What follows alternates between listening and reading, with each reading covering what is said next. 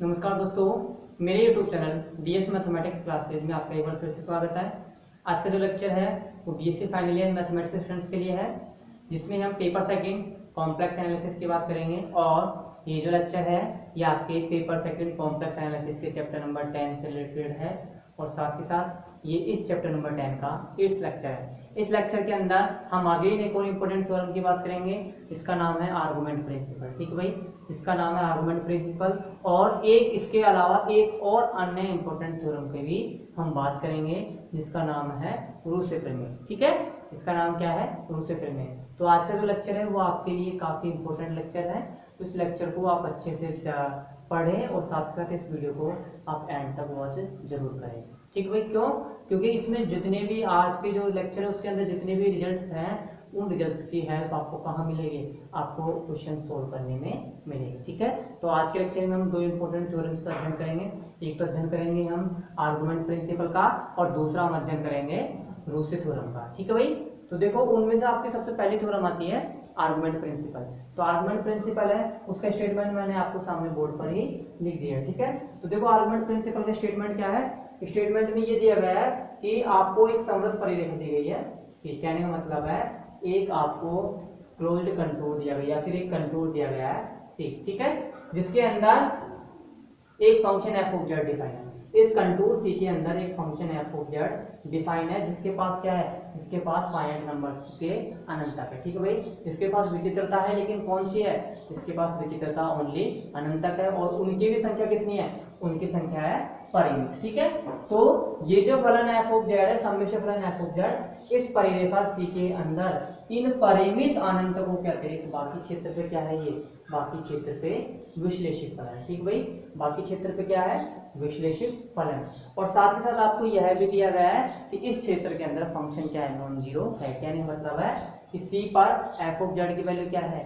Non zero है। कहने मतलब है कि इस कंटूर से के अंदर ऐसी कोई भी कॉम्प्लेक्स नंबर नहीं होगा, कॉम्प्लेक्स नंबर एग्जिस्ट नहीं होगा जिसके लिए एफ ऑफ जेड की वैल्यू क्या है? जीरो आए। ठीक है, तो आपको सिद्ध करना है कि n माइनस पी बराबर 1/2 pi delta C argument of F of Z. ठीक है, जहां पे delta C of argument F of Z क्या है? आर्गुमेंट एफ ऑफ जेड में जहां पे डेल्टा सी क्या है? डेल्टा सी इस आर्गुमेंट एफ ऑफ जेड में किसको दर्शा रहा है? वेरिएशन को दर्शा रहा है कि इसमें कितना परिवर्तन हुआ, यह विचरण को दर्शा रहा है। ठीक है भाई, यहाँ पे ये जो डेल्टा सी है ये क्या रिप्रेजेंट कर रहा है? ये इस argument of F of Z में वेरिएशन को या फिर इसमें परिवर्तन को शो कर रहा है। ठीक है, तो देखो आपको ये रिजल्ट सिद्ध करना है।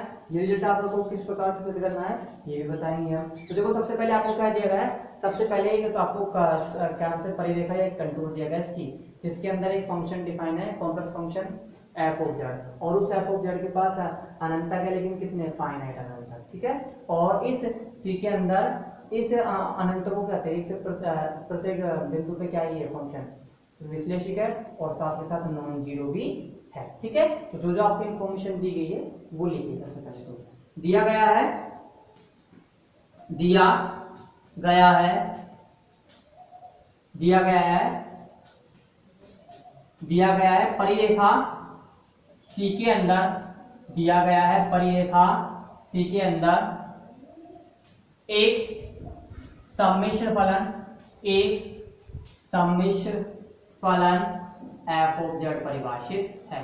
एक सम्मिश्र फलन एफ ऑफ जेड परिभाषित है। ठीक भाई, एक सम्मिश्र फलन एफ ऑफ जेड क्या है? परिभाषित है, जिसके जिसकी विचित्रता जिसकी विचित्रता जिसकी विचित्रता केवल क्या है? जिसकी विचित्रता केवल अनंत तक है। ठीक भाई, इसकी विचित्रता कितनी है? जिसकी विचित्रता केवल अनंत तक है तथा इनकी संख्या परिमित है। तथा इनकी संख्या कितनी है? इनकी संख्या परिमित है। ठीक भाई, जितने भी अनंत तक इनकी संख्या कितनी है? परिमित है। तथा यह भी दिया गया है तथा यह भी दिया गया है कि सम्मिश्र फलन एफ ऑफ जेड, सम्मिश्र फलन एफ ऑफ जेड सी के अंदर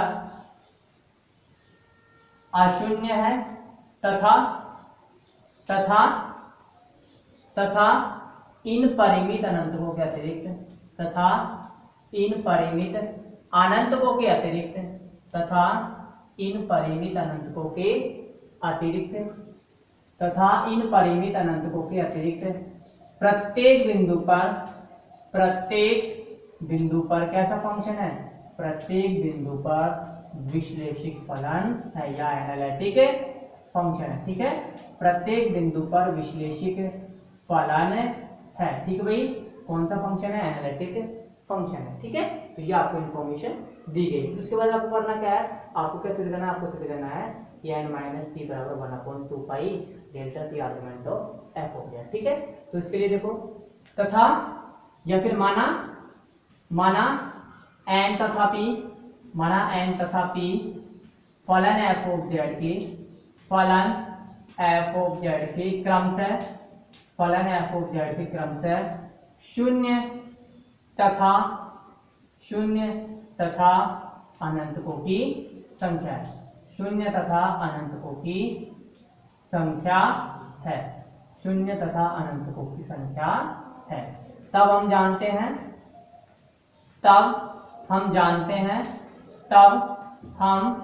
जानते हैं कि n माइनस पी बराबर 1/2 pi iota integration C F dash Z D Z बटा एफ ऑफ जेड। ठीक है, F dash Z D Z बटा एफ ऑफ जेड। ठीक है, आप जानते हैं कि अगर आपको किसी भी फलन के आपको शून्य और अनंत तक दिए गए हैं तो उनके बीच में रिलेशन क्या होगा कि n माइनस टी बराबर 1/2 pi iota integration C F dash Z D Z बटा एफ हो गया। ठीक है, फिर आपको क्या सिद्ध करना है, तब हमें सिद्ध करना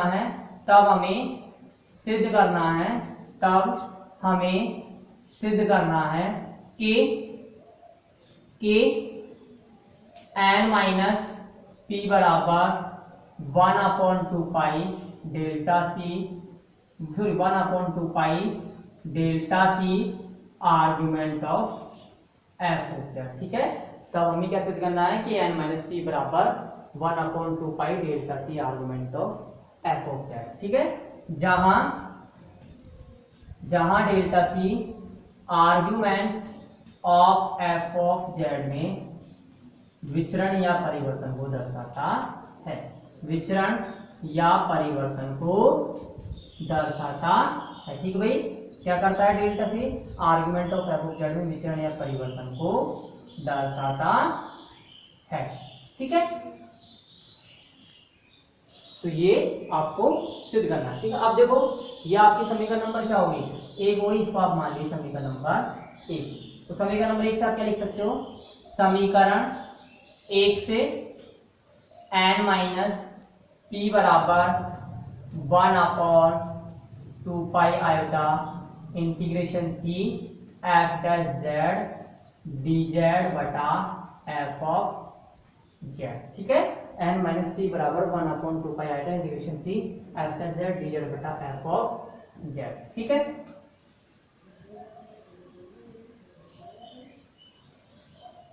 अब देखो इसको इस प्रकार भी लिख सकते हैं कि n माइनस पी बराबर integration C n minus P बराबर 1/2 pi iota integration C D upon D Z log F of Z. ठीक है, D upon D Z log F of Z. ठीक, अब देखो आप इसको इस प्रकार लिख सकते हैं D upon D Z log F of Z, क्योंकि आप जिसके अवकलन करते हो तो क्या आ रहा है, आपका अवकलन करने पर आ रहा है कि लॉग एफ ऑफ जेड का 1/f ऑफ जेड और फिर एफ ऑफ जेड क्या हो जाएगा, एफ डैश जेड हो जाएगा। ठीक है, तो आप इसको क्या लिख सकते हो, एफ डैश जेड बटा एफ ऑफ जेड को D upon D Z log F of Z और फिर इनटू डी जेड, क्योंकि इंटीग्रेशन किसके सापेक्ष हो रहा है, डी जेड के सापेक्ष हो रहा है। ठीक है, अब आप देखो आप इसको इस प्रकार लिख सकते हैं, अब आपने इसको इस प्रकार लिख दिया। अब आपको पता है कि log f ऑफ z क्या होता है, log f ऑफ z बराबर होता है modulus of log f of z plus iota argument of f of Z. ठीक है भाई, log एफ ऑफ जेड आपको कोई फंक्शन देगा उसका log आपको निकालना है, कॉम्प्लेक्स फंक्शन का log किसके बराबर होता है, ये बराबर होता है modulus of log F of Z plus आएगा argument of F of Z. ठीक है, अब देखिए आपको पता है कि यहाँ पे डेल्टा सी क्या है, आपको ये भी दिया गया है कि डेल्टा सी इस argument of F of Z में क्या शो कर रहा है, ये डेल्टा सी आपको argument of F of Z के अंदर परिवर्तन को शो कर रहा है। कहने मतलब है इस फंक्शन एफ ऑफ जेड के आर्गुमेंट में कितना चेंजेस होगा। ठीक है, इस फंक्शन के आर्गुमेंट में चेंजेस तो ये हो गया। अब आप देखते हो कि इसमें तो चेंजेस होगा, लेकिन आप देखते हो कि इसका जब आप मॉडुलस निकालते हो तो इसका मॉडुलस क्या होगा, सेम ही रहेगा। कहने मतलब है इसके मॉडुलस में आपको बिल्कुल भी चेंजेस नहीं मिलेगा। ठीक है, जब इसके मॉडुलस में चेंजेस नहीं मिलेगा तो आप क्या कह सकते हो, आप ये कह सकते हो कि delta C into log into mod log of F of Z बराबर क्या हो जाएगा, 0।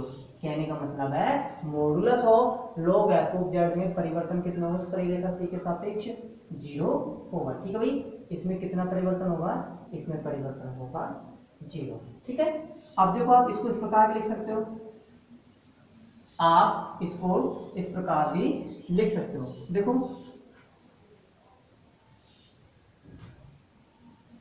आपको पता है कि यहाँ पे ये क्या है, इंटीग्रेशन का साइन, सो यहाँ पे ये डिफरेंशिएशन का साइन है और यहाँ पे क्या इंटीग्रेशन, तो दोनों के दोनों कैंसिल क्या हो जाएंगे, क्योंकि समाकलन क्या होती है, अवकलन की प्रतिलोम प्रक्रिया या फिर इनवर्स प्रोसेस होती है। तो ये डी अपॉन बी जेड किससे कैंसिल हो जाएगा, इंटीग्रेशन से कैंसिल हो जाएगा, क्योंकि यहाँ पे इंटीग्रेशन भी किसके रेस्पेक्ट में दिया गया है, जेड के रेस्पेक्ट में दिया गया है। ठीक है, तो आप इसको लिख सकते हो n माइनस पी बराबर 1 अपॉन 2 पाई आयोटा। ठीक है, ये कैंसिल हो जाएगा, सिर्फ अब क्या आएगा, सिर्फ अब आपको वेरिएशन दिया जाएगा, परिवर्तन दिया जाएगा, लेकिन किसके सापेक्ष, ये दिया जाएगा आपको log of F of Z में, कि log of F of Z में कितना परिवर्तन हुआ। और आपको पता है log एफ ऑफ जेड की वैल्यू क्या होती है, log एफ ऑफ जेड की वैल्यू होती है mod log F of Z plus iota argument of F of Z. ठीक है, तो log एफ ऑफ जेड की वैल्यू रिप्लेस करो तो mod log F of Z plus iota argument of F of Z. ठीक है, आप देखो modulus of log F of Z में परिवर्तन कितना होगा, डेल्टा सी के साथ इस साउंड परिरेखा के सापेक्ष 0, तो इसकी वैल्यू तो कितनी हो जाएगी 0, और इस आयोटा में कोई चेंज नहीं होगी, क्या कांस्टेंट है, तो आयोटा बाहर आ जाएगा इससे, तो ये हो जाएगा n माइनस पी बराबर 1 upon 2 pi iota delta C of iota argument of F of Z. ठीक है भाई, argument of F of Z, ये आयोटा कांस्टेंट है, इसमें कोई चेंजेस नहीं होगा, तो आप इसको बाहर ले सकते हो, ये आयोटा से आयोटा कैंसिल हो जाएगा, तो क्या शेष बचेगा 1 upon 2 pi delta C argument of F of Z. ठीक है, जो कि क्या है, जो कि आपका रिक्वायर्ड रिजल्ट है। ठीक है भाई, जो कि क्या है, जो कि आपका रिक्वायर्ड रिजल्ट है, और हमें यही सिद्ध करना था कि n माइनस पी बराबर 1 upon 2 pi delta C argument of F of Z, जहाँ पे डेल्टा सी क्या है, आर्गुमेंट में विचरण को दर्शा रहा है।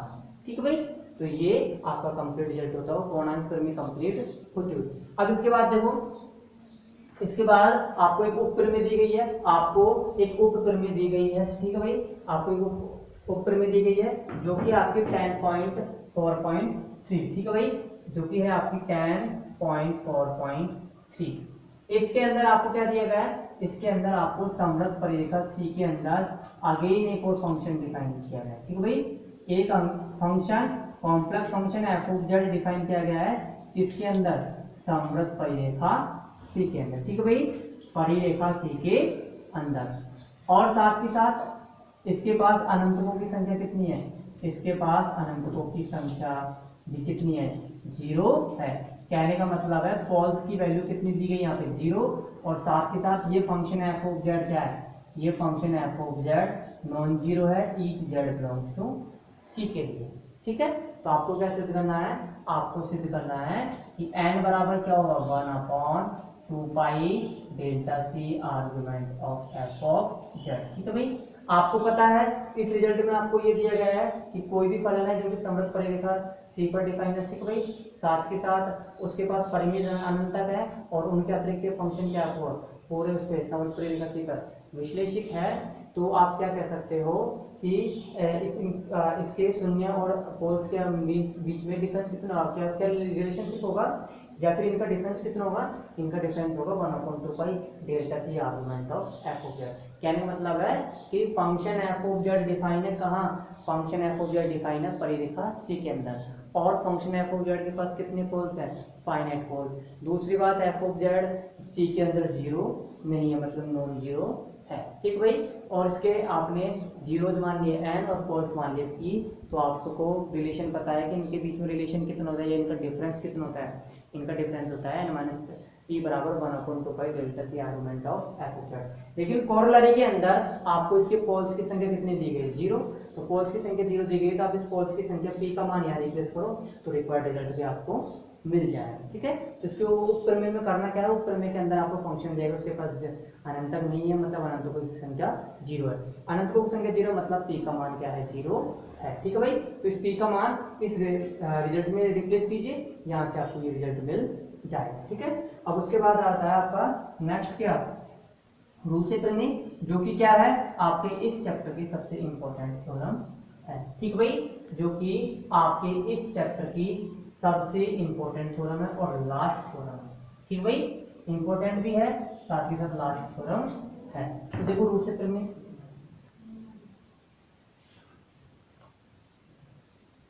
माना कि एफ ऑफ जेड, माना कि एफ ऑफ जेड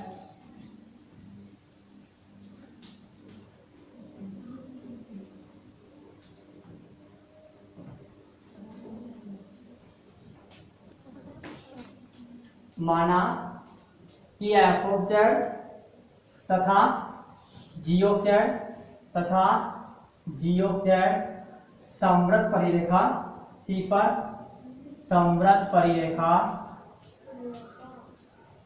सी पर तथा समवृत्त परिरेखा सी पर तथा उसके भीतर विश्लेषित है, उसके भीतर विश्लेषित है, ठीक भाई, उसके भीतर विश्लेषित है, तथा सी पर प्रत्येक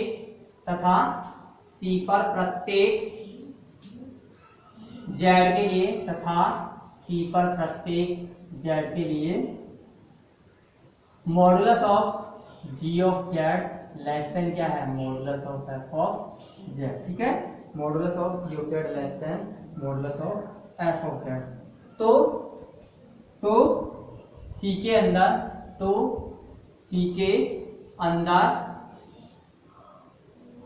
F of Z plus G of Z तथा एफ ऑफ जेड के शून्यों की संख्या बराबर होती है, शून्यों की संख्या बराबर होती है, ठीक भाई। आपको क्या सिद्ध करना है, आपको सिद्ध करना है कि F of Z plus G of Z तथा एफ ऑफ जेड के शून्यों की संख्या बराबर होती है। आपको इस थ्योरम के अंदर दो फंक्शन दिए गए, complex function F of Z और जी ऑफ जेड, जो कि किस पे डिफाइन है, क्लोज्ड कंटूर सी पे डिफाइन है, और साथ साथ कैसे फंक्शन है, इस क्लोज्ड कंटूर सी के अंदर और सी पर कैसे फंक्शन है, एनालिटिक फंक्शन है। कहने मतलब है इस क्लोज्ड कंटूर सी के सापेक्ष अगर आप इनका इंटीग्रेशन फाइंड आउट करते हो तो इंटीग्रेशन की वैल्यू कितनी आएगी, जीरो आएगी, किसके द्वारा या किसके अकॉर्डिंग, कौशी प्रमेय के अकॉर्डिंग, ठीक है।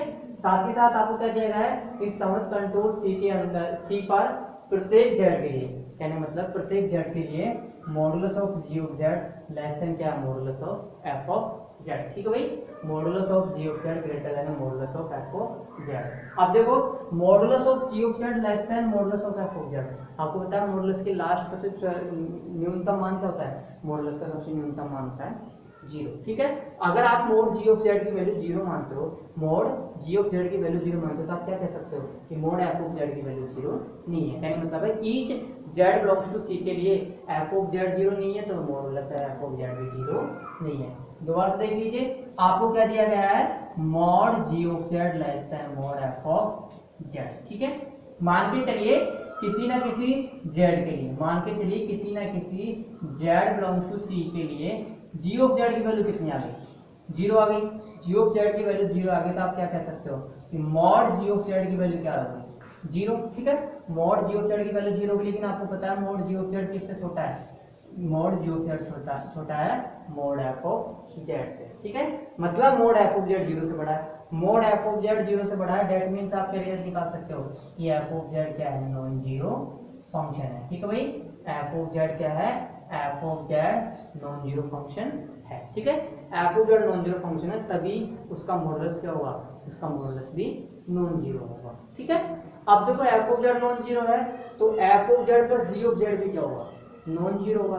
जब F of Z non zero तो F of Z plus G of Z भी क्या होगा, नॉन जीरो क्यों होगा, आप जी ऑफ जेड को भी जीरो मान लो तब भी एफ ऑफ जेड बचेगा, आपको पता है एफ ऑफ जेड तो वैसे भी नॉन जीरो है। ठीक है, तो ये F of Z non zero है और ये भी नॉन जीरो है। ठीक है, मतलब इनका मॉडुलस भी 0 से अधिक है और इसका मॉडुलस भी 0 से अधिक है। तो आपको क्या शो करना है, आपको शो करना है कि इन दोनों फलनों के अंदर शून्यों की संख्या कितनी होगी, इन दोनों फलनों के अंदर शून्यों की संख्या बराबर होगी। ठीक भाई, इन दोनों फलनों के अंदर शून्यों की संख्या बराबर होगी। ठीक है, अब देखो कैसे डिफाइन करना, सॉरी कैसे प्रूफ करना इस थ्योरम को। पहले जो इन्फॉर्मेशन दी गई है वो लिखी, सबसे पहले आपको दो फंक्शन देंगे जो किस पर डिफाइन है, क्लोज्ड कंटूर सी पर। ठीक है, तो देखो दिया गया है एफ ऑफ जेड तथा जी ऑफ जेड समवृत्त परिरेखा सी पर, समवृत्त परिरेखा सी पर विश्लेषित फलन है, समवृत्त परिरेखा सी पर विश्लेषित फलन है। ठीक भाई, तथा यह भी दिया गया है, तथा यह भी दिया गया है, तथा यह भी दिया गया है कि each z belongs to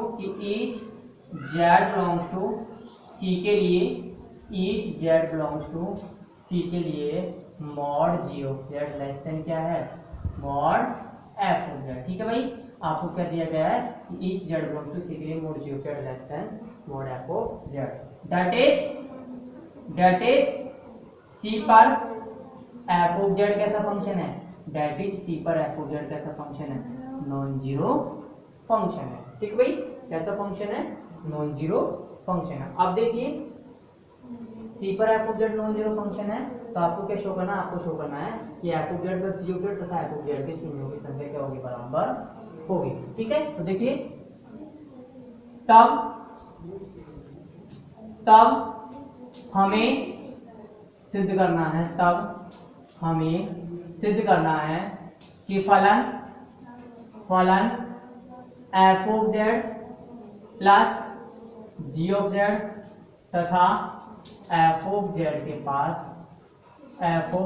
पास शून्यों की संख्या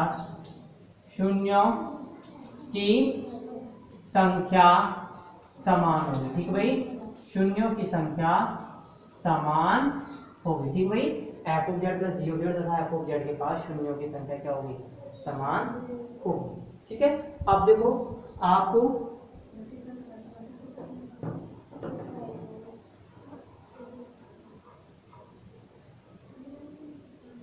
अब आप देखते हो कि यहाँ पे f of z कैसा है, f of z each C के अंदर each z belongs to C के लिए f of z कैसा फंक्शन है, नॉन जीरो फंक्शन है।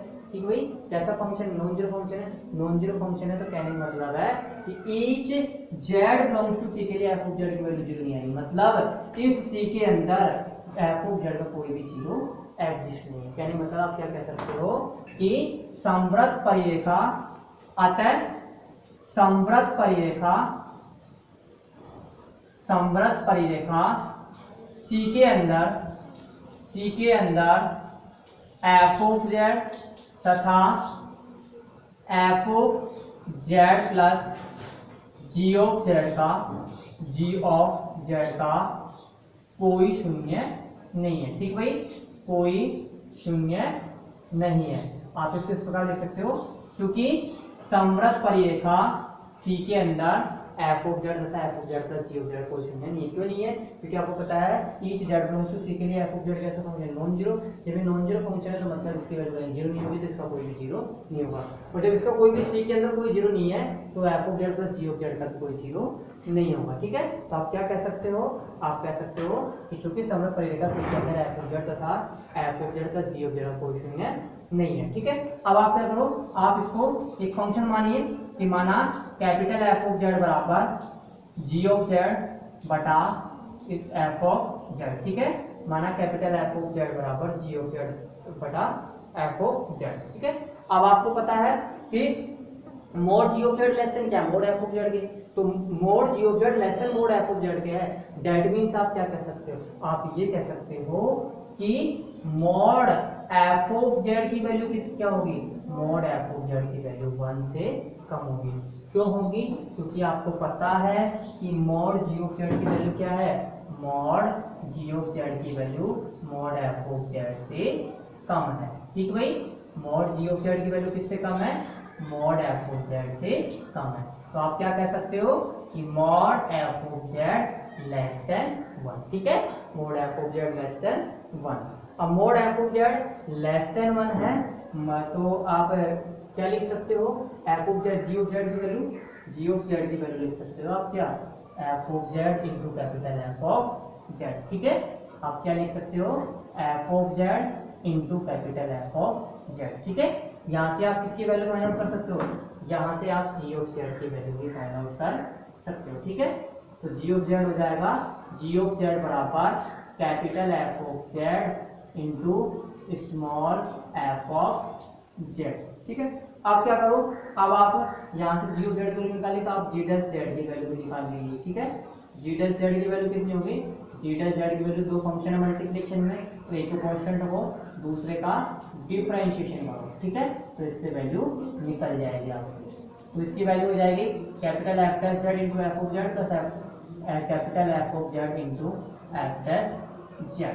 ठीक है, अब आपको क्या करना है? अब आपको दोनों फंक्शंस के शून्य मानने हैं। ठीक भाई, आपको क्या करना है? आपको दोनों फंक्शंस के शून्य मानना है। ठीक है, तो माना एफ ऑफ जेड तथा F of Z plus G of Z के शून्यों की संख्या, जी ऑफ जेड के शून्यों की संख्या कितनी है? शून्यों की संख्या n1 तथा n2 है। ठीक भाई, कितने शून्य इसके पास? n1 तथा n2 है। अब देखो इनके पास शून्य की संख्या n1 तथा n2 मानी है आपने। ठीक भाई, वैसे हमको पता है इनके पास शून्य नहीं है, ये क्या इनके पास शून्य की संख्या कितनी है? जीरो है दोनों के पास। ठीक है, तो लेकिन आपको क्या करना है? आपको तो दोनों को बराबर दिखाना है कि दोनों के अंदर शून्यों की संख्या कितनी होगी? समान होगी, मतलब n1 बराबर n। ठीक है, अब देखो ये शून्य नहीं है तो इसका शून्यों की संख्या कितनी होगी? जीरो, मतलब n1 बराबर भी जीरो होगा।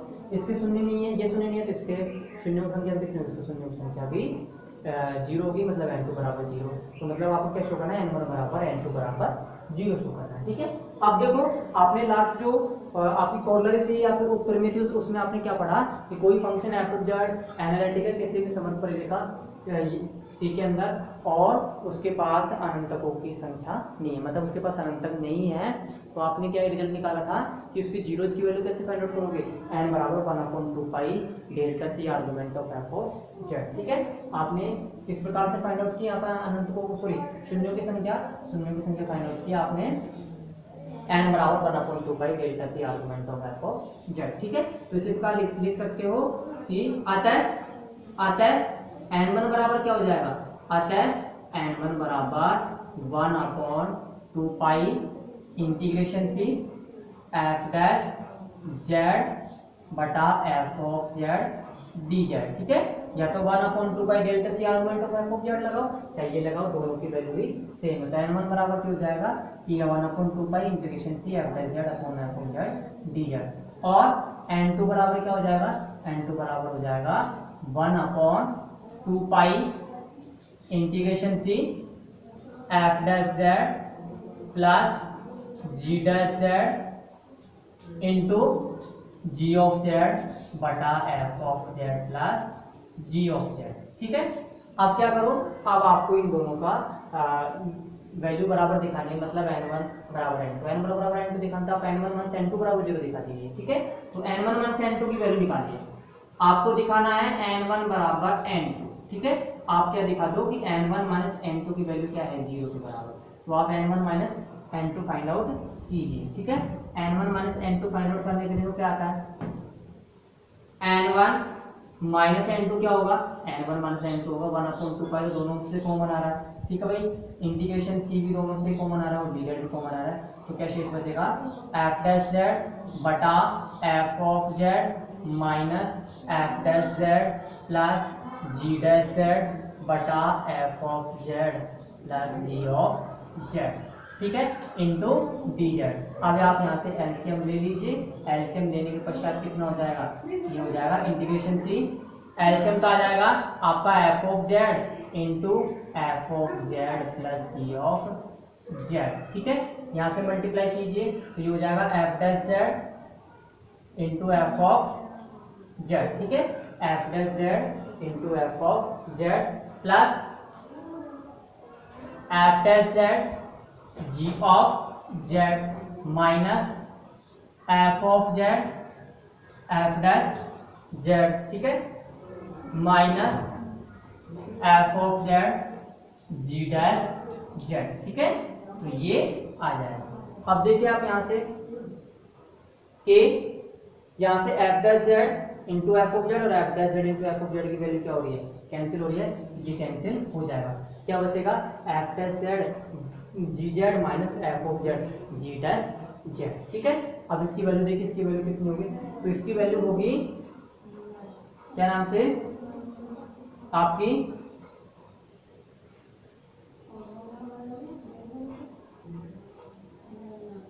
जी ऑफ जेड और जी डैश जेड की वैल्यू रिप्लेस करो यहाँ पे, तो इसकी वैल्यू आ जाएगी। अब आपके पास शेष बच रहा है F dash Z G of Z और minus F of Z G dash Z. अब आप F of G of Z और जी डैश जेड की वैल्यू रिप्लेस कीजिए, ठीक है। तो रिप्लेस करने से देखो क्या आ रहा है,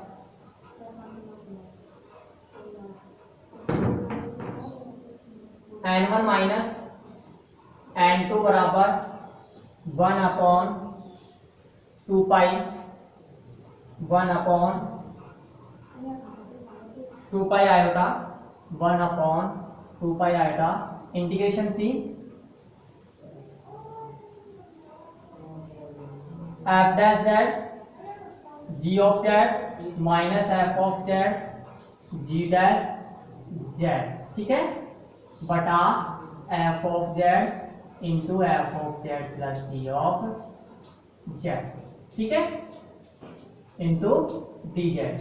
अब आप यहाँ से g ऑफ z और g डैश z की वैल्यू रिप्लेस करो तो क्या आ रहा है, n1 माइनस n2 बराबर 1/2 pi iota integration c f dash z, g of z की वैल्यू कितनी है, g ऑफ z की वैल्यू है f of z into F of z minus f of z, g dash z की value है f capital f dash z into f of z, ठीक है। फिर आएगा minus f of z capital f of z f dash z, ठीक है। अब आप देखते हो कि यहां से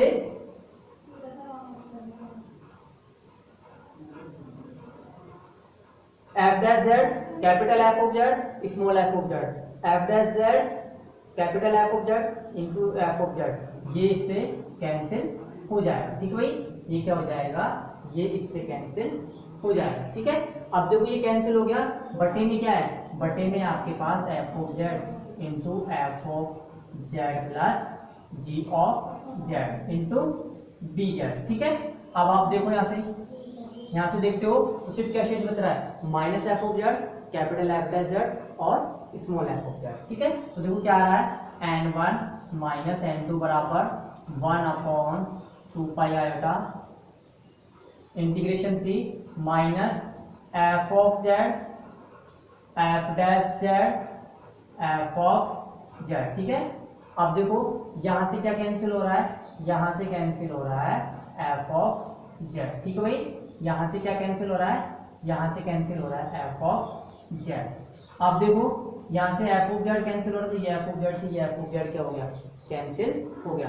अब क्या शेष बच रहा है, आपके पास बच रहा है F of Z into F dash Z शेष बच रहा है। ठीक है, क्या बच रहा है, F of Z into F dash Z. अब देखो आप यहाँ से अगेन, यहाँ से आप जी ऑफ जेड की वैल्यू रिप्लेस कर दो। आप अगेन यहाँ से एक और काम कीजिए, जी ऑफ जेड की वैल्यू अगेन रिप्लेस करो, तो ये हो जाएगा माइनस 1 अपॉन 2 पाई आएगा integration C minus F of Z capital F dash Z D Z बटा F of Z plus capital F of Z into small F of Z. ठीक है, यहाँ से आपने क्या कर दिया, जी ऑफ जेड की वैल्यू रिप्लेस कर दी। अब यहाँ से एफ ऑफ जेड को मना रहे स्मॉल एफ ऑफ जेड, ये स्मॉल एफ ऑफ जेड इससे अगेन कैंसिल हो जाएगा। ठीक है, ये स्मॉल एफ ऑफ जेड यहाँ से जो कॉमन आ रहा है वो इससे कैंसिल हो जाएगा। अब अगेन क्या बचेगा, अगेन देखो शेष क्या बचने वाला है। इसके बाद नेक्स्ट आएगा n1 माइनस n2 बराबर 1 अपॉन 2 पाई आएगा माइनस 1 अपॉन 2 पाई आएगा integration C capital F dash Z D Z बटा 1 प्लस एफ ऑफ जेड। ठीक है, आपको पता है कि एफ ऑफ जेड और जी ऑफ जेड कैसे फंक्शन है, एनालिटिक फंक्शन है। तो आप जानते हो कि दो एनालिटिक फंक्शंस का क्वेश्चन भी क्या होता है, एनालिटिक फंक्शन होता है। ठीक भाई, तो देखो आप लिख सकते हो, क्योंकि एफ ऑफ जेड तथा जी ऑफ जेड विश्लेषित फलन है, एफ ऑफ जेड तथा जी ऑफ जेड विश्लेषित फलन है, तो कैपिटल एफ ऑफ जेड बराबर जी ऑफ जेड बटा स्मॉल एफ ऑफ जेड भी क्या होगा, विश्लेषित फंक्शन होगा। और जब ये विश्लेषित फंक्शन होगा तो आप क्या कह सकते हो, अतः कोशी प्रमेय